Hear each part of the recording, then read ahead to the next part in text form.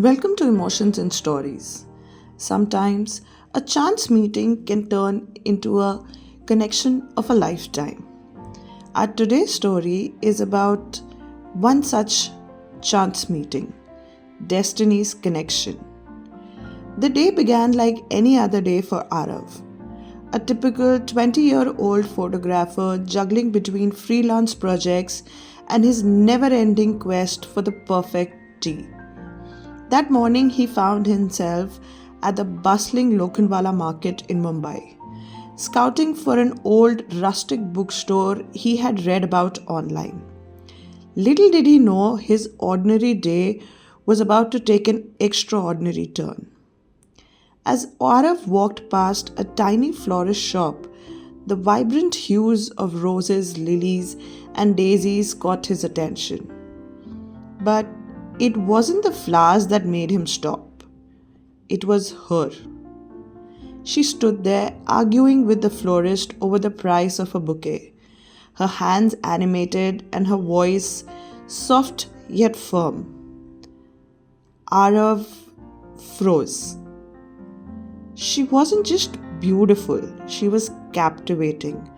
Her curly hair bounced as she gestured, and her eyes sparkled with determination, and her smile, oh, that smile, could light a power outage. Focus, Aarav, he muttered to himself. You're here for books and not for her? But fate had other plans. The florist, noticing Aarav standing like a statue, called out, Sir, flowers for your girlfriend? The girl turned, her eyebrows raised in curiosity, and that made Aarav panic. No, just looking, he stammered. Listening to this, she chuckled softly and returned to haggling. But Aarav just couldn't move. His feet seemed glued to the pavement, his heart racing like an auto rickshaw in Mumbai traffic.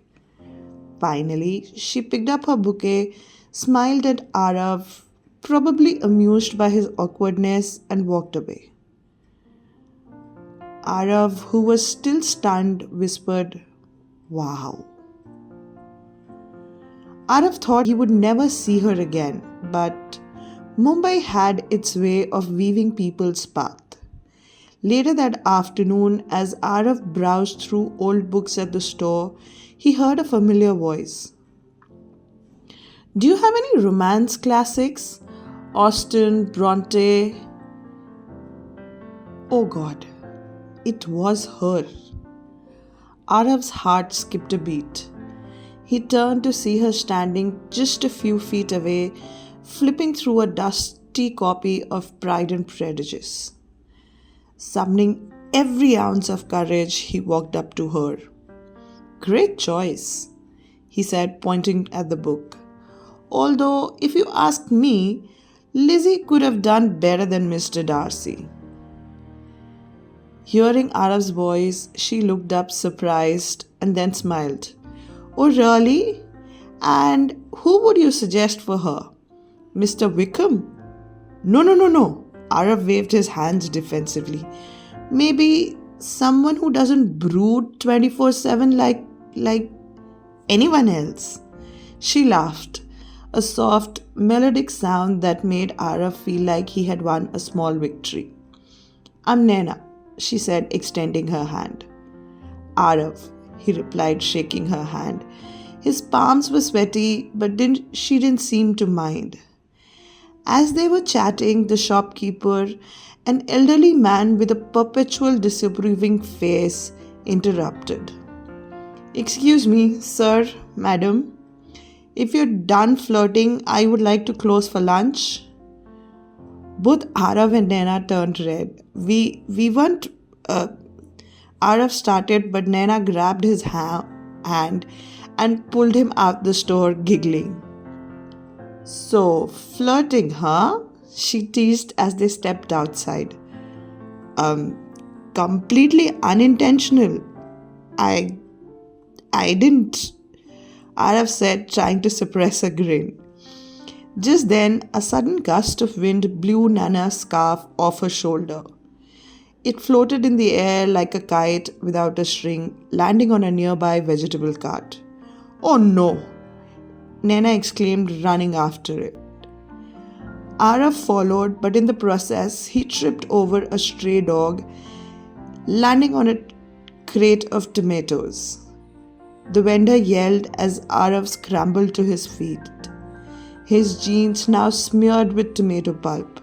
I'm so sorry, Aarav stammered, while Naina retrieved her scarf, barely holding back her laughter. You're like a walking disaster, she said, handing him a tissue. I prefer the term adventurer, Aarav replied, wiping his jeans. Naina was feeling bad for Aarav's misfortune and unintentionally offered to buy him tea as an apology for the mess. They walked to the nearby stall, laughing over the chaos that had unfolded. Over steaming cups of cutting tea, they talked about everything: books, movies, Mumbai's traffic, and life's small quirks. Aarav learned that Naina was a writer working on her debut novel, and Naina discovered that Aarav's dream was to capture stories through his photography. As they talked, a street musician started playing a soulful tune on his flute. Aarav, in a burst of spontaneity, stood up and said, "Care to dance? Here? On the street?" Naina raised an eyebrow. "Why not?" Aarav grinned. Naina laughed but eventually gave in. They twirled awkwardly on the crowded sidewalk, bumping into passers-by who either smiled or shook their heads in disbelief. By the end of the dance, they were both out of breath and laughing hysterically. As the sun began to set, it was time for them to part ways. Aarav hesitated, unsure of how to ask for her number without sounding too eager. This was fun, he said finally. Smiling, Naina said, "Yeah, it was. Chaotic, but fun." Aarav scratched the back of his head and said, So, maybe we could do this again sometime? Minus the tomatoes? Naina smiled. "I would like that." And she pulled out a pen and scribbled her number on Aarav's palm and said, "Call me Mr. Adventurer." As she walked away, Aarav stared at the number on his hand, grinning like an idiot. What started as a chance meeting turned into a series of spontaneous adventures that neither Aarav nor Naina could forget. Over the months, they met again and again at bookstores, cafes, and even chaotic markets where stray dogs and flying tomatoes became inside jokes. Years later, at a small wedding surrounded by family and friends, Naina playfully teased Aarav during their vows. "I promise to always remind you to look where you're going and to keep my scarf safe." Aarav laughed. "And I promise to make every disaster an adventure as long as you're by my side."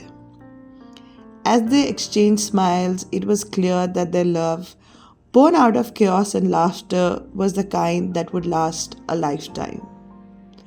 I hope you enjoyed today's story, and if you've experienced or heard about such a chance meeting, do share with us in the comments, and don't forget to like, share and subscribe the channel. Thank you.